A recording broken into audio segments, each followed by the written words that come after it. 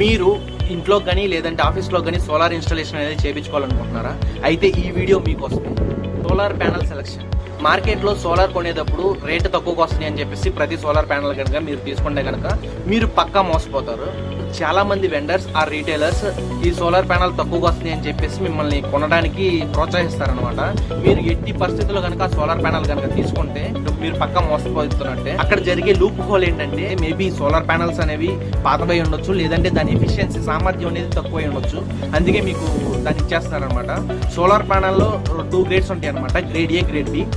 Grade B solar panels మీకు ఇచ్చేసి దాని యొక్క సామర్థ్యం కూడా తగ్గించేసి మీకు అంత తక్కువ రేటుకి ఇస్తారనమాట.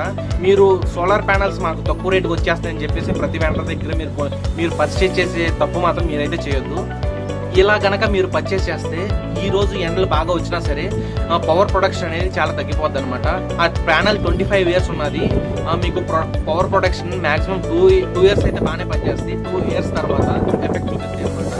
ఇంకా పవర్ ప్రొడక్షన్ అనేది చాలా తగ్గిపోవడంలో మీరు గమనిస్తూ ఉంటారు. ఇటువంటి ఇష్యూస్ కనుక మీకు రాకుండా ఉండాలంటే దాని ఒక గ్రేడ్ ఎంత, ఆ సోలార్ ప్యానల్ ఒక గ్రేడ్ ఎంత, దాని ఎఫిషియన్సీ ఎంతో మీరు కంపల్సరీ తెలుసుకోవాల్సిందే. ఇటువంటి సోలార్ గురించి మరిన్ని విషయాలు కావాలంటే మన ఛానల్ని ఫాలో చేసుకోండి. Okay, bye.